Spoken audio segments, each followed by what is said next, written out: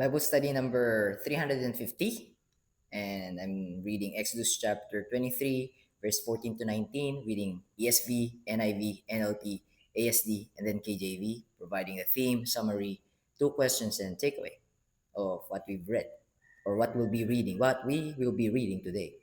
So let me jump right into it. ESV first, Exodus chapter 23, verse 14. Three times in the year, sorry, I'm misreading it. 3 times in the year you shall keep a feast to me. 15. You shall keep the feast of unleavened bread as I commanded you. You shall eat unleavened bread for 7 days at the appointed time in the month of Abib, Abib. For in it you came out of Egypt. So, like it's a reminder, a remembrance. None shall none shall appear before me empty-handed. Let me just read it back. None shall appear before me empty-handed. Verse 16. You shall keep the feast of harvest, so unleavened bread, and then now the harvest. Verse 16. You shall keep the feast of harvest of the first fruits of your labor. Let me just read it back.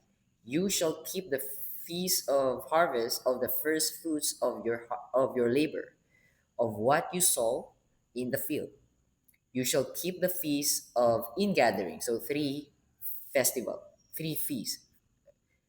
Unleavened bread, and then the other one is ingathering, and the other one is all right. Let me just read it. Harvest, unleavened bread, harvest, and ingathering. All right. So verse 16. Let me just read it back. You shall keep the feast of harvest of the first fruits of your labor of what you sow in the field. You shall keep the feast of ingathering at the end of the year, when you gather in from the field the fruit of your labor. 17. 3 times in the year shall all your meals appear before the Lord God. 18. You shall not offer the blood of my sacrifice with anything leavened. So it should be unleavened. So not unleavened, not leavened. Leavened, unleavened bread means there's no yeast on it or in it. So leavened means there's a yeast. In Tagalog, pampaalsa. All right. Verse 18, let me just read it back. You shall not offer the blood of my sacrifice with anything leavened, or let the fat of my feast remain until the morning.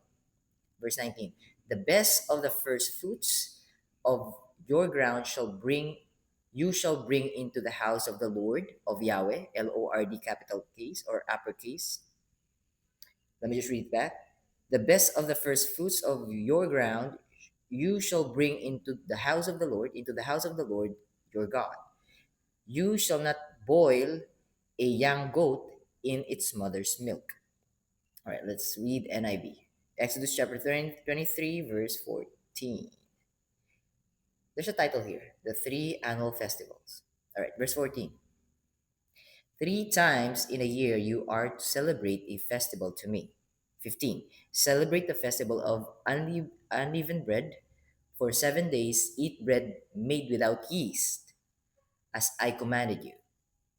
Do this at the appointed time in the month of Aviv. All right, this is AVIV. This is transliteration. If the spelling is uh, different from one another or not the same from another version, that's a transliteration. So in ESV, it's ABIB. Here in NIV, it's AVIV.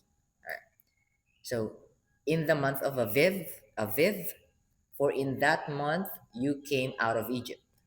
No one is to appear before me empty-handed. 16. Celebrate the festival of harvest with the first fruits of the crops you saw, first fruits of the crops you saw in the field. Celebrate the festival of ingathering at the end of the year, when you gather in your crops from the field. 17. 3 times a year, all the men are to appear before the sovereign Lord. 18. Do not offer the blood of a sacrifice to me along with anything containing yeast. Leavened. Leavened containing yeast. Unleavened, there's no yeast. The fat of my festival offerings must not be kept until morning. 19, verse 19. Bring the best of the first fruits of your soil to the house of the Lord your God. Do not cook a young goat in its mother's milk. In ESV, do not boil. Here, do not cook. All right, NLT. Exodus chapter 23, verse 14. 3 annual festivals. Festivals. That's the title here. 14. Each year you must celebrate 3 festivals. Let me just read it back. Each year you must celebrate 3 festivals in my honor. 15. First, celebrate the festival of unleavened bread. For 7 days, the bread you eat must be without yeast, just as I commanded you. Celebrate this festival annually at the appointed time in early spring in the month of Abib. So same with ESV, Abib. For that is the anniversary of your departure from Egypt. No one may appear before me without an offering. 16. Second, 16. Second, celebrate the festival of harvest. When you bring me the first crops, the first fruits, the first crops of your harvest, finally celebrate the festival of the final harvest at the end of the harvest season. Actually, in gathering, that's referring to in gathering on different versions. So the final harvest at the end of the harvest season, that is referring to in gatherings. All right. When you have harvested, when you have harvested all the crops from your fields, 17. At these 3 times each year, every man in Israel must appear before the sovereign, the Lord. 18. You must not offer the blood of my sacrifice. I'm misreading it. You must not offer the blood of my sacrificial offerings together with any baked goods containing yeast, any leavened bread, and do not leave the fat from the festival offerings until the next morning. 19. As you harvest your crops, bring the very best of the first, so very best of the first fruit. Let me just read it back. As you harvest your crops, bring the very best of the first harvest to the house of the Lord, Lord, uppercase, Yahweh, house of the Lord your God. You must not cook a young goat in its mother's milk. All right, ASD. And later I will provide the things that I prepared for us guys. Exodus chapter 23, verse 14. Ang tatlong pista bawat taon.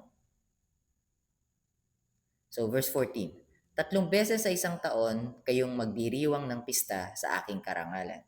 15, ipagdiwang ninyo ang pista ng tinapay na walang pampaalsa, kagaya ng inuutos ko sa inyo. Kumain kayo ng tinapay na walang pampaalsa sa loob ng 7 araw. Gawin ninyo ito sa itinakdang panahon sa buwan ng Abib. So 3 times it has been spelled A-B-I-B. And NIV, AVIV. Dahil ito ang buwan nang lumabas kayo ng Ehipto, ang bawat isa sa inyo'y dapat magdala sa akin ng handog sa panahong iyon. 16. Ipagdiriwang din ninyo ang pista ng pag-ani kapag nagdadala kayo ng mga unang ani ng inyong bukid. Ipagdiriwang din ninyo ang pista ng huling pag-ani, in-gathering, harvest, and then in-gathering. So, Feast of the Unleavened Bread, and then Feast of the Harvest, and then Feast of the In-gathering. In-gathering means that's the last harvest season. Ipagdiriwang din ninyo ang pista ng huling pag-ani sa katapusan ng taon kapag titipunin na ninyo ang mga ani sa bukid ninyo in gathering. 17. Sa 3 pistang ito sa bawat taon, dapat dumalo ang kalalakihan ninyo sa pagsamba sa akin na inyong makapangyarihang Panginoon. So, uppercase yung Panginoon, Yahweh, referring to Yahweh. 18. Huwag kayong maghahandog ng dugo sa akin at ng kahit anong may pampaalsa. Huwag kayong magtitira para sa kinaumagahan ng taba ng hayop na inyong inihandog sa aking pista, sa pista. 19. So ubusin. Ubusin yung verse 18, ubusin. Verse 18. Dalhin ninyo sa bahay ng Panginoon, Yahweh, uppercase Panginoon. Dalhin niyo sa bahay ng Panginoon na inyong Diyos ang pinakamagandang bahagi ng una ninyong ani. Huwag ninyong lutuin ang batang kambing sa mismong gatas ng kanyang ina. Alright. So, I'm gonna pull up things that I prepared for us. But before that, let me just read in KJV using my physical Bible. So, Exodus chapter 23, verse 14 to 19. 14, there you go. 3 times thou shalt keep a feast unto me in the year. So, 3 times a year. 15, thou shalt keep the feast of unleavened bread.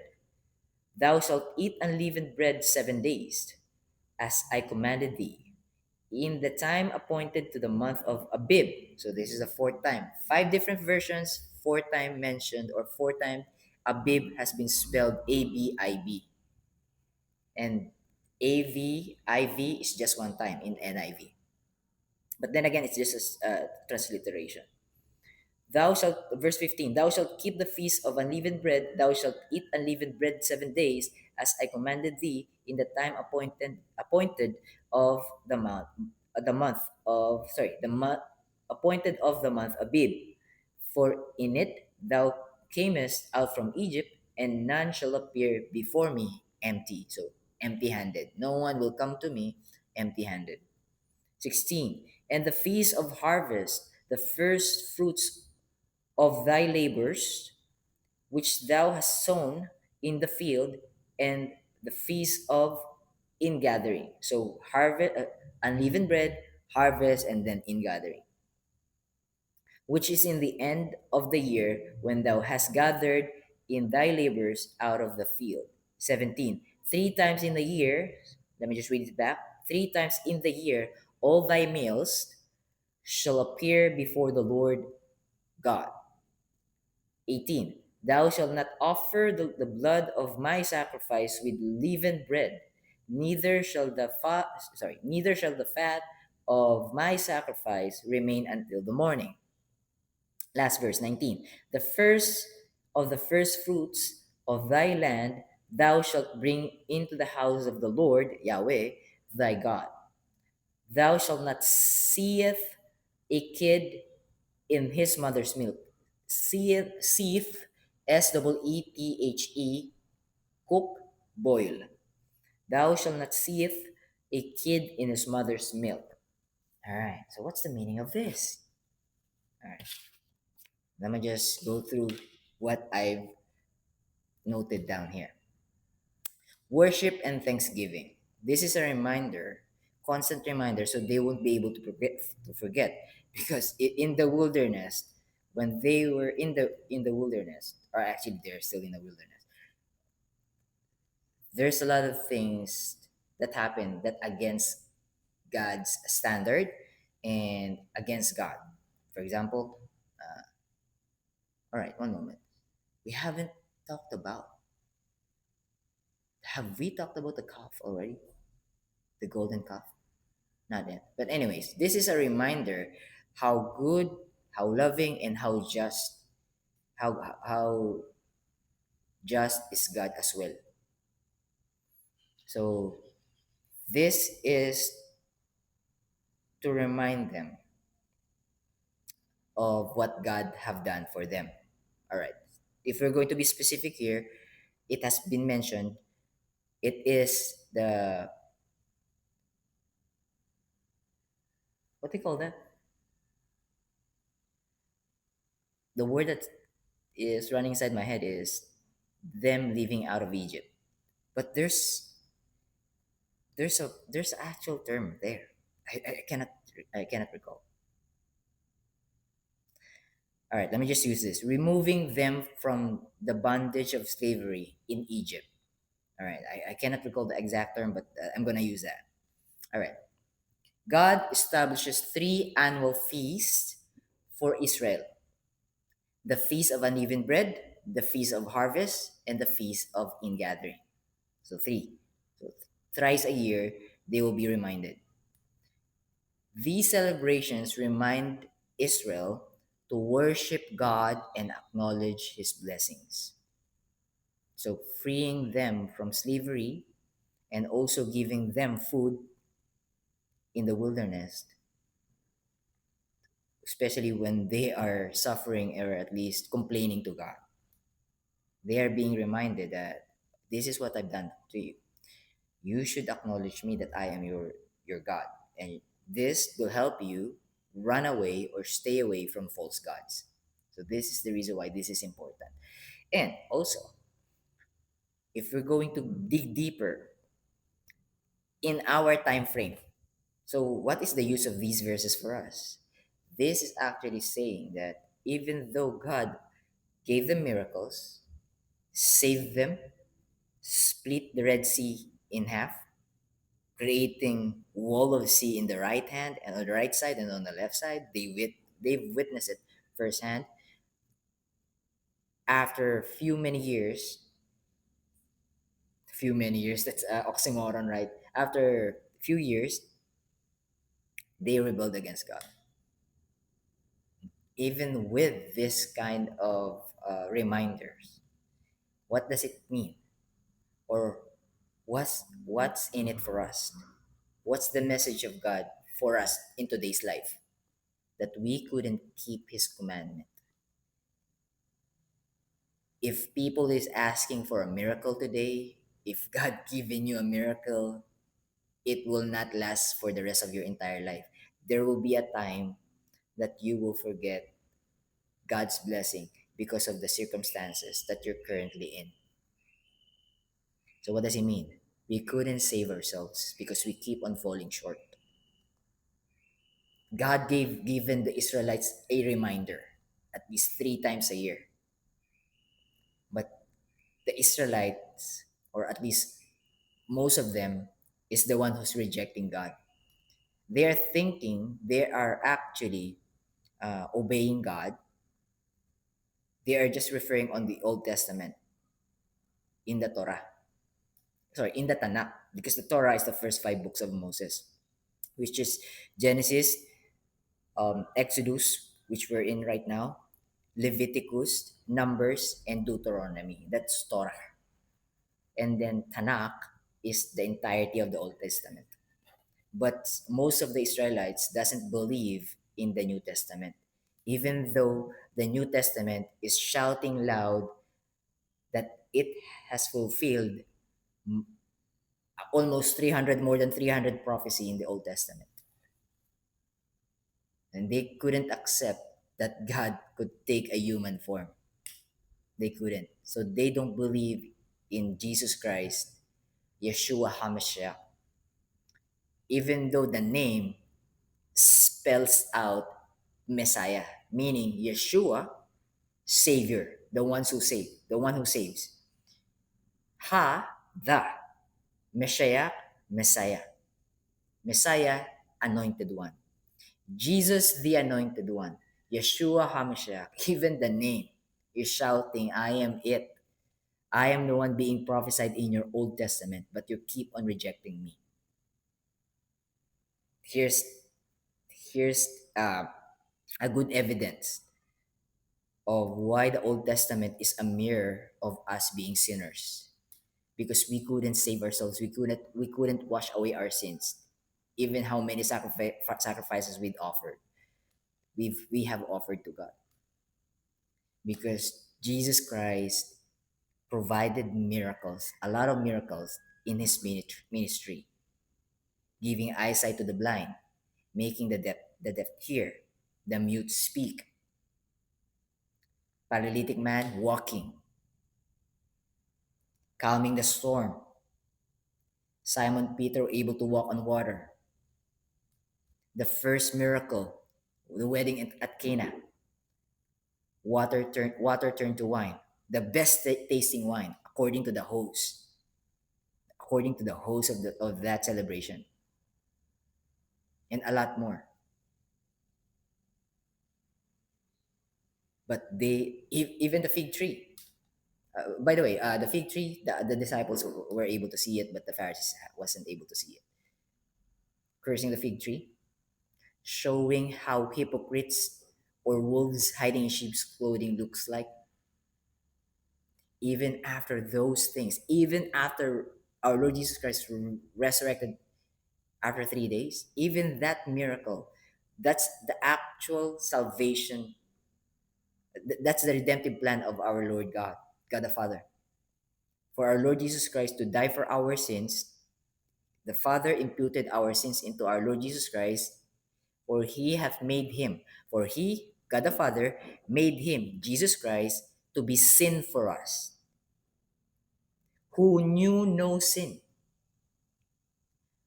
that we might be made the righteousness of God, that we could be justified and made righteous in the eyes of God because of his blood. But they couldn't. They want to save themselves.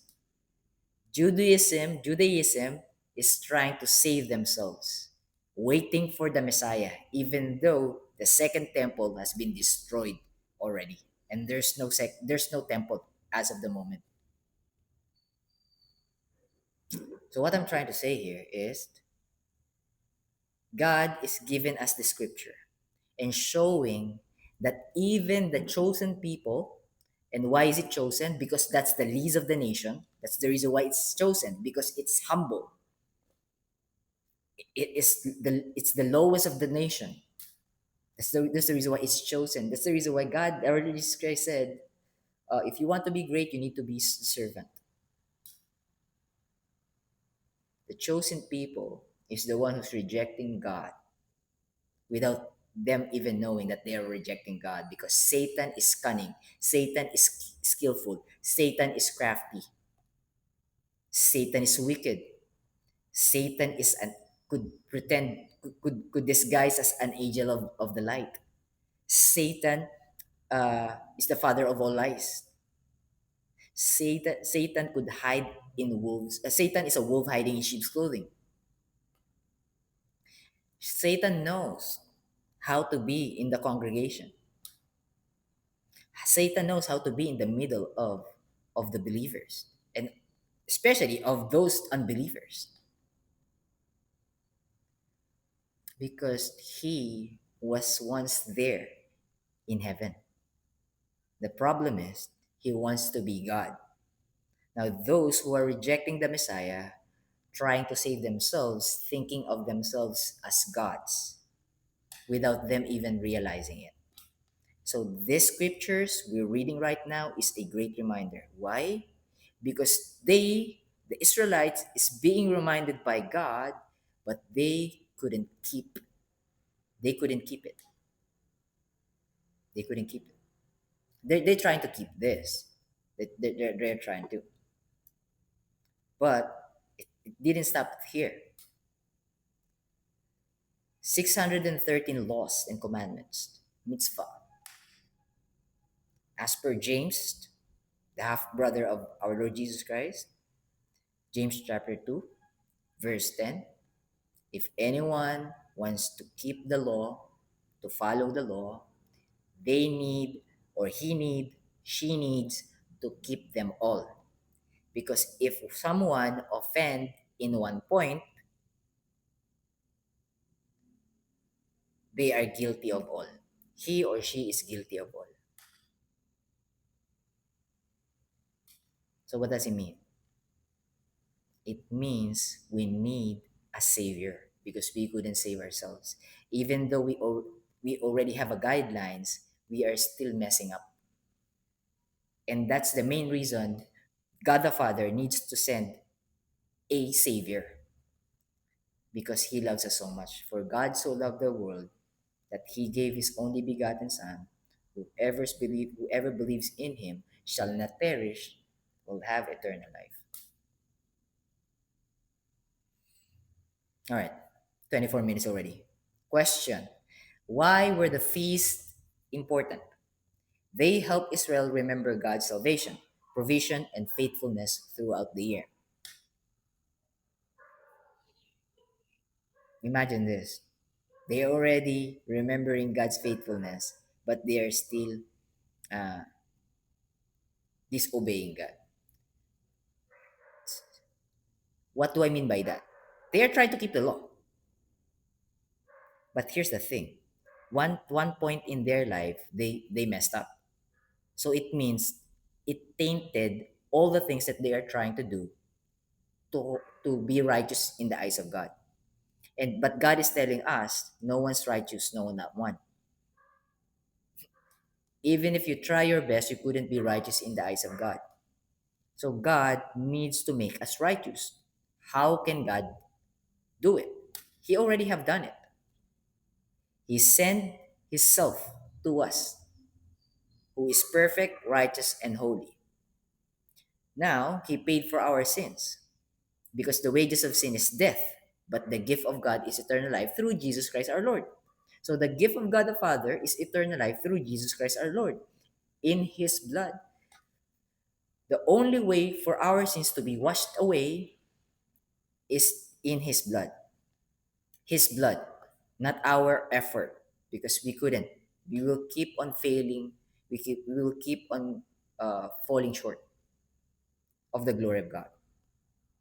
So even though we are being reminded, or the Israelites being reminded, they can see that they are not righteous and they couldn't be perfect and holy and righteous. Hence, they will say, I'm not sure if I'm going to be saved. I'm just going to keep the commandments and hoping that God will reward me. The only way to be with God in heaven or in his kingdom, if you don't want to use the word heaven, in his kingdom is him. He is the only way. We don't have any other way. Our ways, if without God, our ways without God will leave us astray. Sorry, let me just repeat that. Will lead us astray. Hence, lost sheep. We need to hear God's voice. We need to hear him so we could go back to the flock and herd of the sheep. So we could be a part of the sheep. Question number 2. How do believers today express gratitude to God? Not through required feast for salvation, or neither tradition, but through thankful worship flowing from faith in Christ and appreciation for his grace. What's the meaning of that? How could we put it simply? Or how could I put it simpler? To put it in simpler term, we are being obedient to God because we got saved. Meaning, the source, or at least the what which what empowering us, what's empowering us is the gratitude and thankfulness that we are not deserving, we are unworthy, but he still saved us anyways. So how couldn't you be grateful and thankful? So we love him back. And if you love him, as God said, keep his commandment. So we are keeping his commandment, not to be saved. We are keeping his commandment because we are saved already. That's a genuine, sincere, and truthful believer of our Lord Jesus Christ. Now, if you're keeping the commandments for you to get saved, it means you don't trust God. How could you trust God if you are not listening unto him? Not second, Colossians chapter 2, verse 13. We being dead in our sins and in the uncircumcision, we being dead in our sins and the uncircumcision of our flesh, hath he quickened together with him, having forgiven all, having forgiven you and me all all trespasses. Now, how could you say that you need to be saved, or you will be saved by keeping the whole law or keeping the law, when God said, having forgiven you all trespasses, hath he quickened together with him, hath he made alive together with him? Let me just rephrase that for you to see it clearly. Hath Jesus Christ made alive together with Jesus Christ. Hath he quickened together with him. So we will be able to be reminded, or we will be able to remember what God did for us, because it will be embedded into our hearts and mind. Because how could you forget the unconditional love God provided to us or to you? Imagine this. You if you have a wife or you have a husband, and then you've done all the wrong things towards your wife or towards your husband, and your husband or your wife got to know all the things that you've done. It's either from you because you've confessed, or it's either from someone else who's trying to destroy your relationship.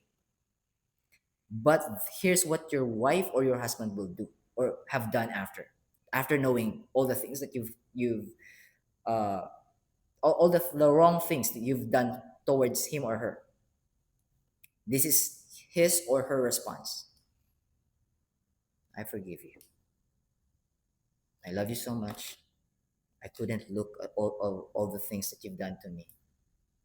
I'm gonna show you grace. I love you still. I'm hoping and praying that you change.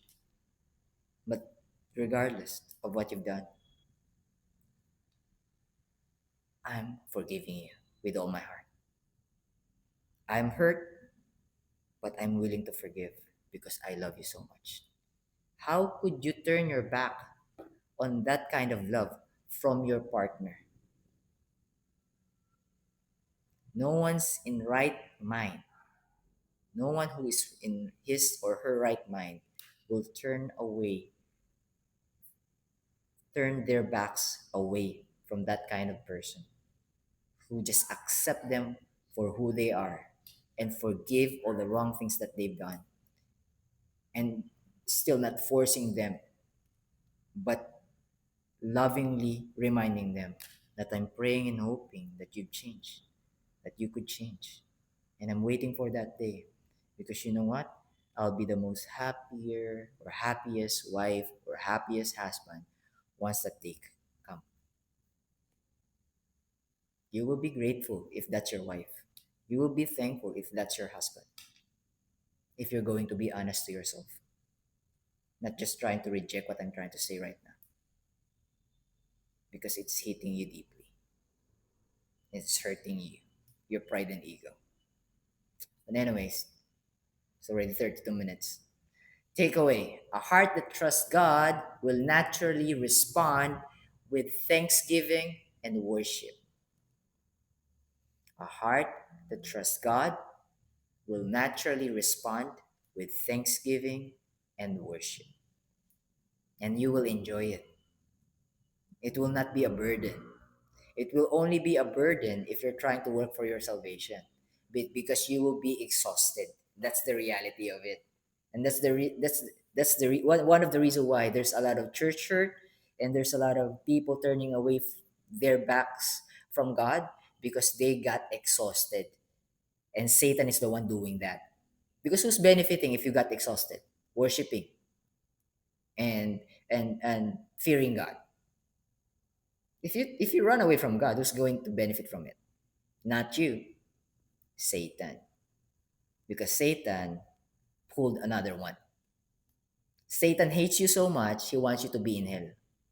I'm just gonna leave you with that. It's too long already. So God bless you. Keep safe. I'll be seeing you tomorrow for another Bible study. And bye for now.